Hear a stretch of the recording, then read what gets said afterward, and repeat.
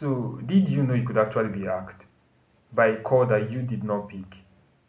Well, nowadays, most of us are aware of the fact that scammers are typically trying to get people to reveal sensitive information over the phone. And because of that, most of us no longer pick unknown numbers. But unfortunately, I am here to tell you that even with that, you are not completely safe from the clutches of a sophisticated and knowledgeable hacker. So here is how a hacker would still hack you despite not picking his or her call. So whenever anyone calls you, your network provider sends something called paging messages, which contains what we call the TMSI or the IMSI, which are unique numbers that basically represent you on the network. They basically represent your phone and your SIM, yeah, your device on the network. So the goal of the hacker in this scenario is to basically steal that TMSI or IMSI within those page messages. So a hacker that is conducting this kind of act would be in the environment nearby while calling you with what we call a SDR, a software defined radio configured as an IMSI catcher in order to listen to those paging messages and steal your TMSI or IMSI and impersonate you on the network. So in this instance, they would basically be you. So every call or messages that should be going towards you will be going towards them instead.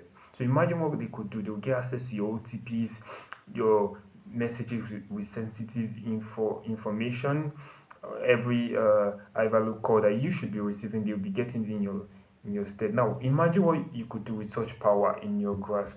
Now raise that to a power of 1,000, because it's like handling a professional killer, a machine gun. Like literally, they could do a lot of devastating things with that in their grasp. Now let's talk about those that are susceptible to this kind of acts.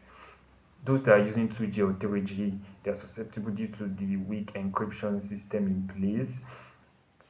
Those that typically use SMS for high value transaction, I mean those that get OTPs via SMS for high value transactions. And those that are using something called CSFW, Secure Switched Fallback, which is basically networks that fall from 4G to 3G and 2G, which is basically equivalent to 3G or 2G in some instance. But those that are using what we call VoLT, Voice over IP, which is basically calling over 4G, usually safe from this kind of acts. Now, most of us nowadays are using 4G, so but not most of us know we are using CSFW. So here's how you can confirm whether you're using CSFW. Just call someone right now and look at the icon above your phone and see if it falls from 4G to 3G or 2G, then you are under the CSFW. But if it remains consistent at 4G, then you are using voice over IP, basically, which is calling over 4G. And due to some security measures that comes with LTE, voice over IP, which is VoLTE, you are usually safe from this kind of hack. Now, here's my personal advice for those that want to be safe from this kind of hack. I would advise that you get a device and SIM that is, configured to use voice over IP, or ensure you use multi-factor authentication at all times, because even if they got access to your messages, some sensitive information, they still wouldn't be able to get access to some of the other things like your apps, your applications, other things like your bank apps, because of other security measures that you would have had in place because of the multi-factor authentication.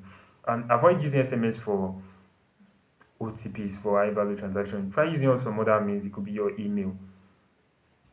So just one last thing I would like to add is the fact that not everyone would, get this kind of attack attempted on them. It's not really a common attack per se. It's usually from high profile target like CEO executives, or if you happen to have offended a hacker and he or she is out to get you, then yeah, you could definitely be a victim of this kind of attack, because this kind of attack has some caveats to it. It requires quite a number of knowledge, it requires some tools, and it also requires the hacker to be in the environment, like close by, in order for it to be successful.